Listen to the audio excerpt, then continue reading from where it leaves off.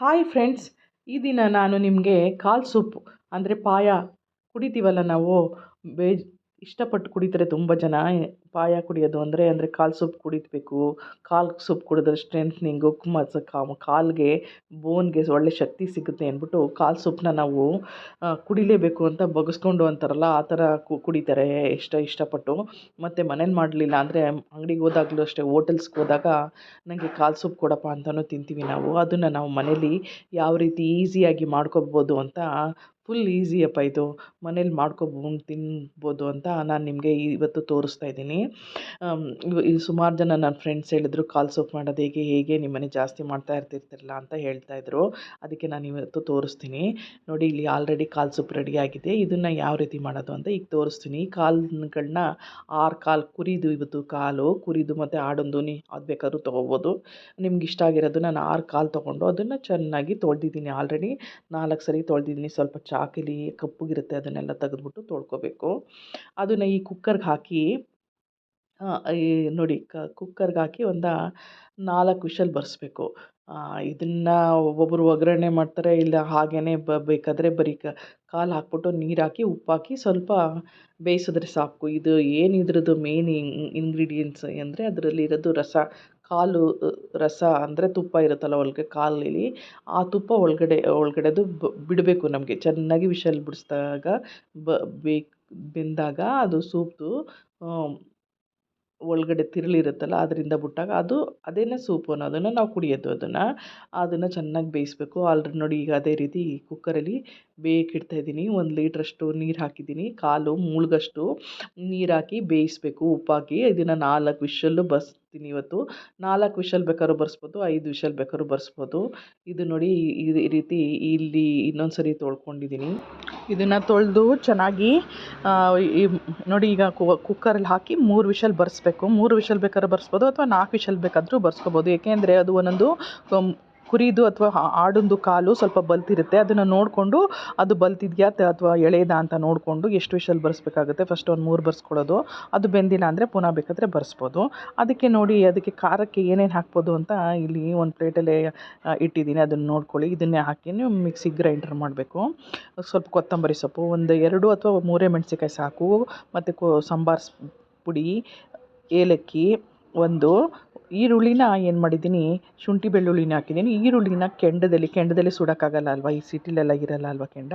ಹಾಗಾಗಿ ಗ್ಯಾಸಲ್ಲೇ ಕಮ್ಮಿ ಫ್ಲೇಮಲ್ಲಿ ಹಾಕಿ ಸುಟ್ಕೊಂಡಿದ್ದೀನಿ. ಸ್ವಲ್ಪ ಒಂದು 4 ನಿಮಿಷ ಹಿಂಗೆ ಹಾಕಿಟ್ರೆ ಹಿಂಗೆ ಸುಟ್ಟಂಗಾಗುತ್ತೆ. ಅದು ಟೇಸ್ಟು ಚೆನ್ನಾಗಿರುತ್ತೆ. ಇದು ನಾವು ಬಸ್ಸಾರಿಗೆ ಎಲ್ಲ ಹಾಕ್ತೀವಲ್ಲ, ಹಾಗೆ ಇದಕ್ಕೂ ಹಾಕಿದ್ರೆ ಅದು ಟೇಸ್ಟ್ ವೈಸು ಬೇರೆ ಟೈಪ್ ಇರುತ್ತೆ. ಹಂಗಾಕಿ ರುಬ್ಕೊಂಡಿದ್ದೀನಿ.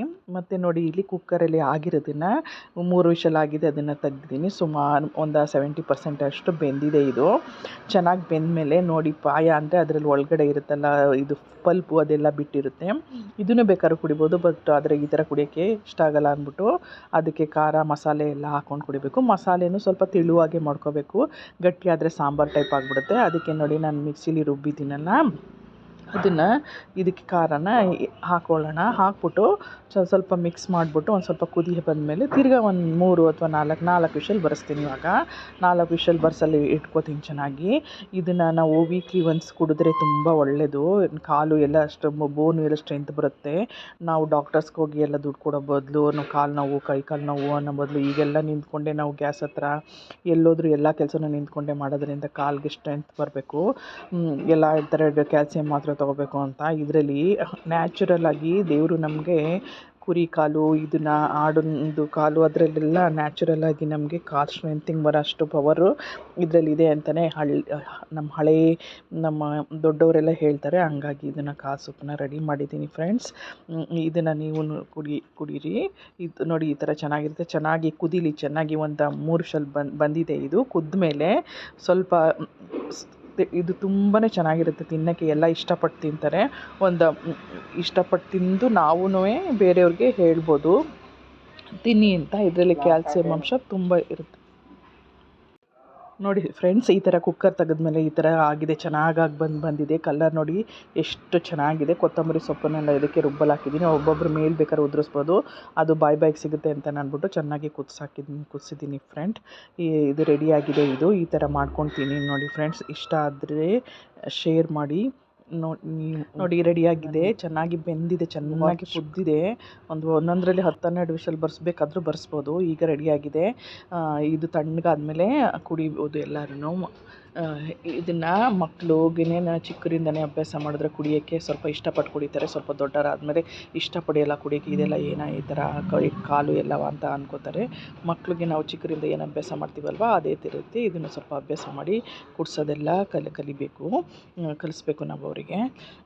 ನೋಡಿ ಫ್ರೆಂಡ್ಸ್, ಎಷ್ಟು ಚೆನ್ನಾಗಿದೆ. ಚೆನ್ನಾಗಿ ಈಗ ತೆಗೆದ ತಕ್ಷಣ ಕುಕ್ಕರ್ ಅವೇ ಹೇಗೆ ಬಂದಿದೆ, ಕುದ್ದಿ ತಣ್ಣಗಾಗಿದೆ. ಇವಾಗ ಎಷ್ಟು ಮತ್ತು ಸ್ಮೂತಾಗೂ ಆಗಿದೆ, ಬೆಂದಿದೆ. ಇದೇ ಥರ ತೆಳುವಾಗೇ ಇರಬೇಕು. ಮಂದ ಆಗಿಬಿಟ್ರೆ ಅದು ಸಾಂಬಾರು ಟೈಪ್ ಆಗಿಬಿಡುತ್ತೆ. ಸ್ವಲ್ಪ ತೆಳುವಾಗೇ. ಇದು ಹೇಗಿದೆ ಅಂತ ಅಂದ್ಬಿಟ್ಟು ನಂಗೆ ಕಮೆಂಟಲ್ಲಿ ಒಂದು ಲೈಕ್ ಕೊಡಿ ಮತ್ತು ಶೇರ್ ಮಾಡಿ.